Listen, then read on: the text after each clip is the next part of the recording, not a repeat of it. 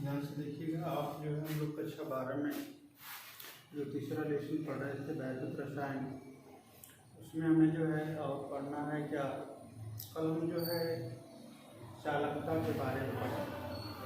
चालकता में हम लोग जो चालकता को प्रभावित करने वाले कारक के बारे में पढ़ेंगे।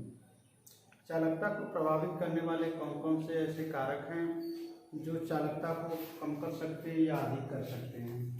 तो उनमें 3 कारक हैं। पहला है ताप का प्रभाव, विलयन की प्रकृति।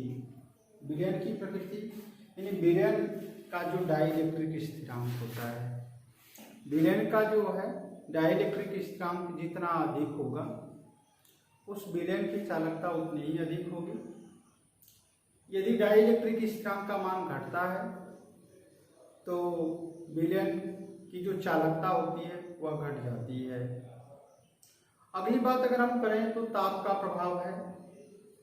ध्यान देंगे कि जब किसी विलयन का ताप बढ़ाया जाता है तो यानी किसी विलयन का ताप यदि आप बढ़ा देते हैं तो जो उसमें आयन है उनकी जो गति होती है बढ़ जाती है। गति बढ़ जाने से तात्पर्य ये है कि विद्युत चालकता का मान बढ़ जाता है और विलायक की जो श्यानता होती है वह क्या हो जाती है, बढ़ जाएगी। श्यानता बढ़ जाने से स्पष्ट हो जाता है कि विलयन की चालकता क्या हो रही है, बढ़ रही है।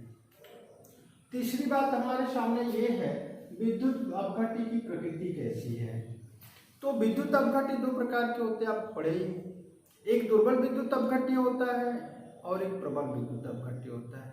हमने आपको अगले दिन जो है बताया था कि दुर्बल विद्युत अपघट्य क्या होता है, यानी कि वे विद्युत अपघट्य जो जल में आंशिक रूप से वियोजित होते हैं या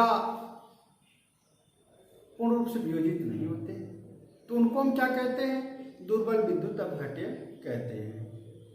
वहीं पर अगर प्रबल विद्युत अपघट्य की बात की जाए तो वे वैद्युत अपघट्य जो जल में पूर्ण रूप से वियोजित होते हैं उनको हम क्या कहते हैं, प्रबल वैद्युत अपघट्य कहते हैं।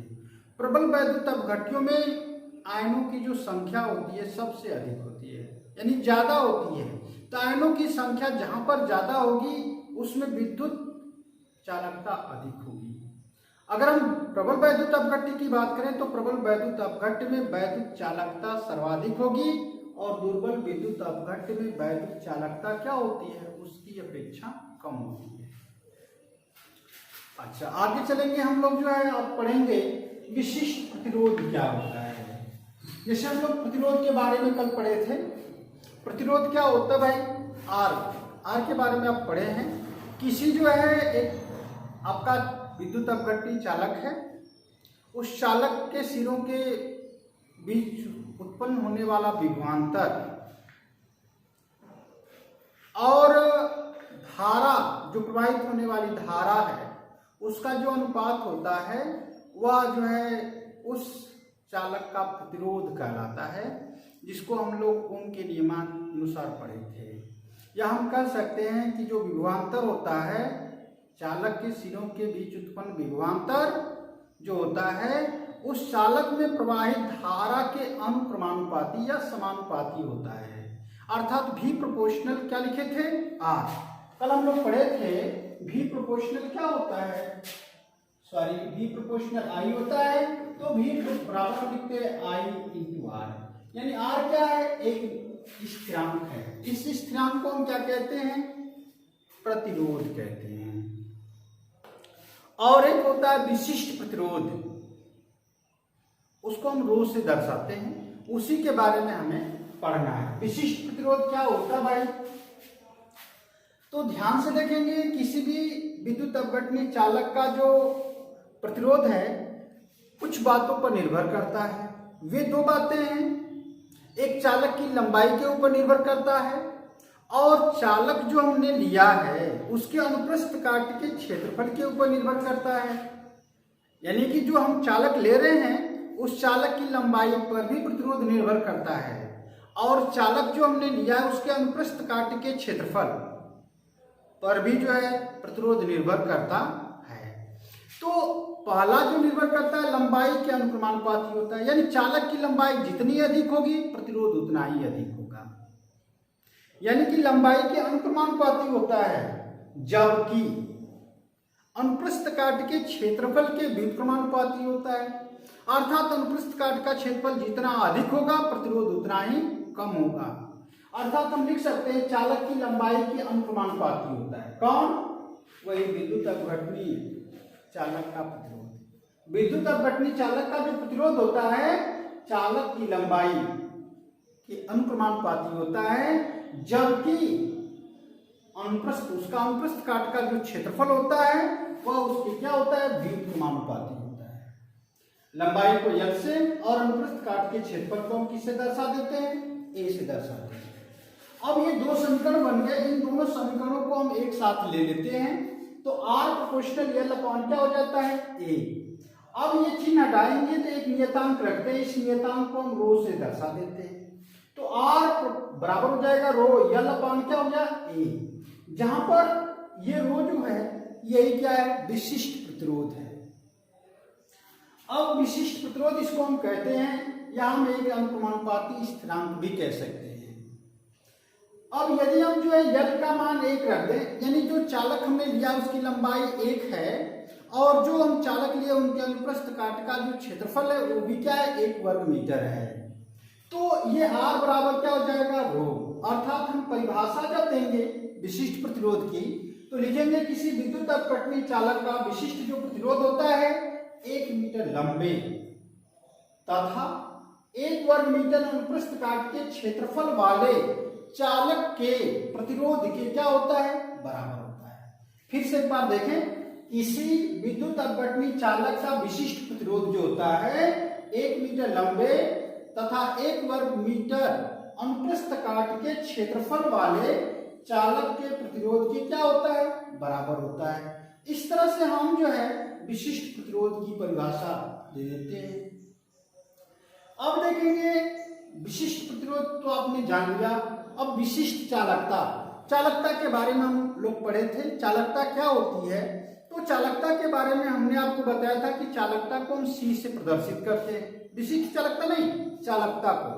तो किसी भी विद्युत अपघटनी चालक की जो चालकता होती है उस विद्युत अपघटनी चालक के प्रतिरोध के व्युत्क्रमानुपाती होती है, अर्थात C बराबर 1 अपान क्या होती है, R। C बराबर 1 अपान R, यानी हम इसको जो है बताए थे आपको कल कि ये जो C बराबर 1 अपान क्या होता है, R। C क्या है, यहाँ पर जो C जो है चालकता है, विशिष्ट चालकता नहीं, चालकता, और R क्या है, प्रतिरोध है। अर्थात किसी विद्युत अपघटनी चालक का चालकता जो होगी वह उस विद्युत अपघटनी के प्रतिरोध की क्या होगी, व्युत्क्रम, यानी व्युत्क्रम के बराबर होती है, यानी कि ये जो आपकी चालकता है वह प्रतिरोध के व्युत्क्रम के क्या होगी, बराबर होती है। लेकिन विशिष्ट चालकता क्या होगी इसके बारे में हमें अध्ययन करना है। तो विशिष्ट चालकता को हम सिग्मा से प्रदर्शित कर सकते हैं या कप्पा से प्रदर्शित करते हैं, ये उनके चिन्ह हैं, ध्यान से देखिए, ये कप्पा है और ये सिग्मा, इनके द्वारा हम प्रदर्शित कर सकते हैं। तो ध्यान देंगे किसी विद्युत अपघटनी चालक के विशिष्ट प्रतिरोध के व्युत्क्रम को, विशिष्ट प्रतिरोध के व्युत्क्रम को, जो विशिष्ट प्रतिरोध था उसके व्युत्क्रम को हम क्या कहते हैं, विशिष्ट चालकता कहते हैं। अब देखिए कप्पा बराबर क्या है, 1 अपान रो है। अब इसको अगर हम रो का मान निकालें तो 1 अपान कप्पा, अर्थात ये समीकरण नंबर 1 हो जाता है।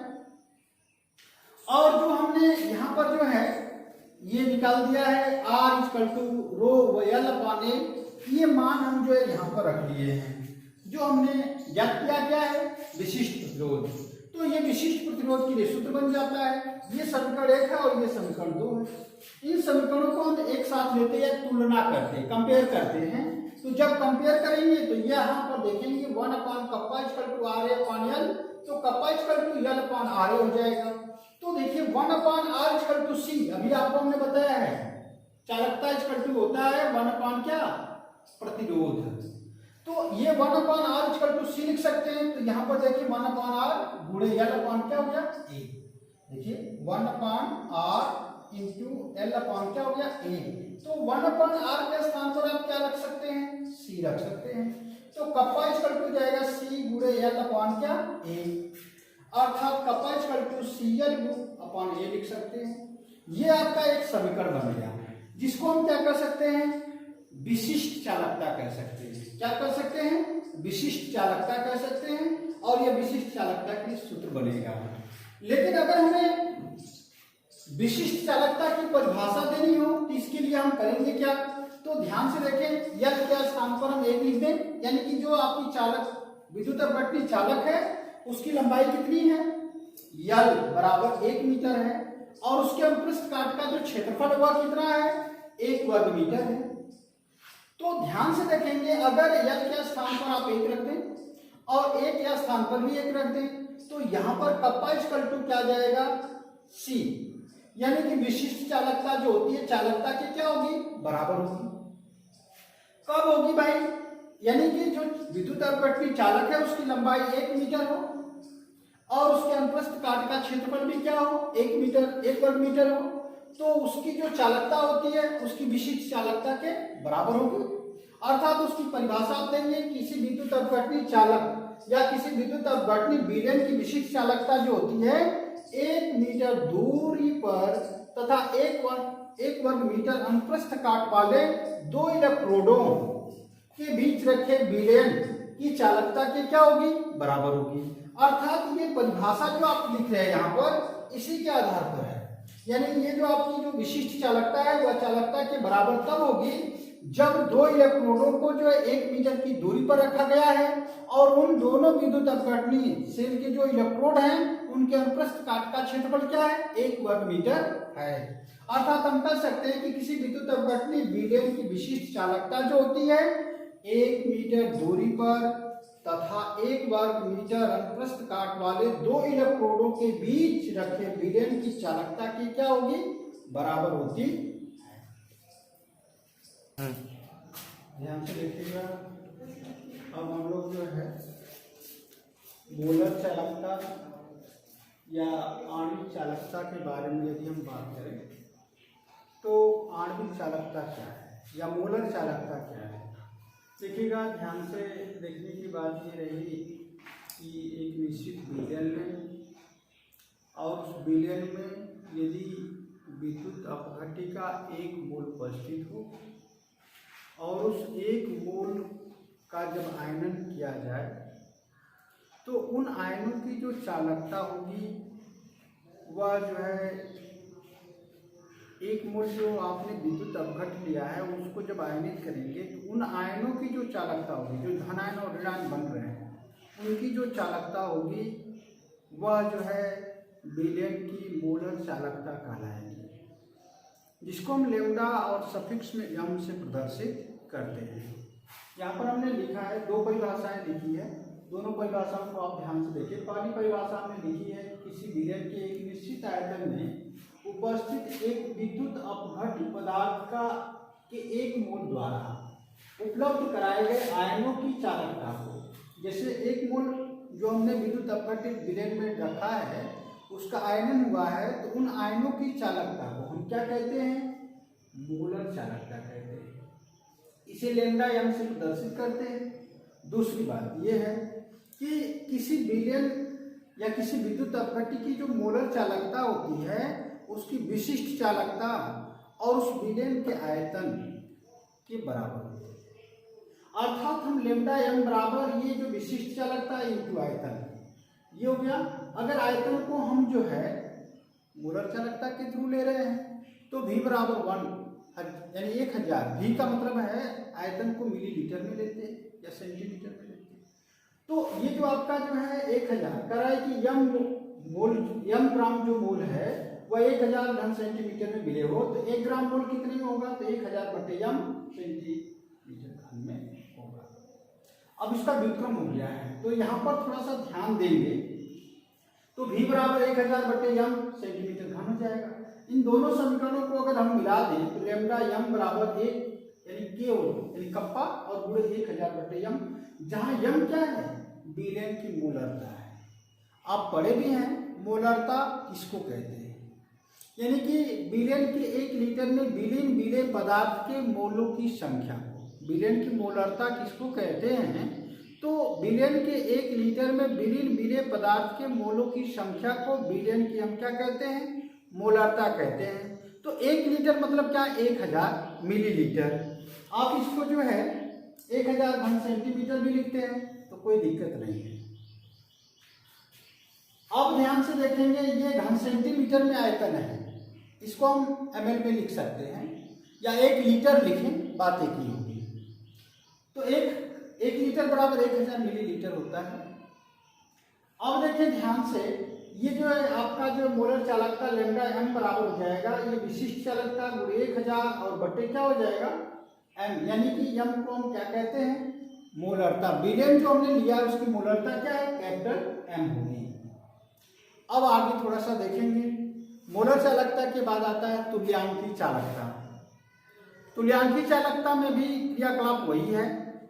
आप परिभाषा दे सकते हैं, यानी किसी बिलियन की, यानी किसी विद्युत अपघट्य के बिलियन के विशिष्ट प्रतिरोध, विशिष्ट चालकता और उसके आयतन का जो गुणनफल होता है वह उसका क्या कहलाता है, तुल्यांकी चालकता कहलाती है। यानी लैम्डा EQ बराबर ये आपका क्या है, विशिष्ट चालकता है, और गुणे ये क्या हो गया, आयतन हो गया।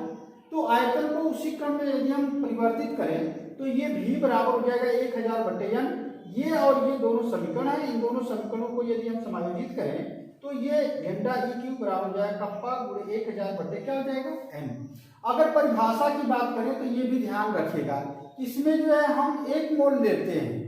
बिलियन में विलेय पदार्थ का केवल 1 मोल होता है, लेकिन इसमें बिलियन में विलेय पदार्थ का कितना होता है, 1 ग्राम तुल्यांक होता है।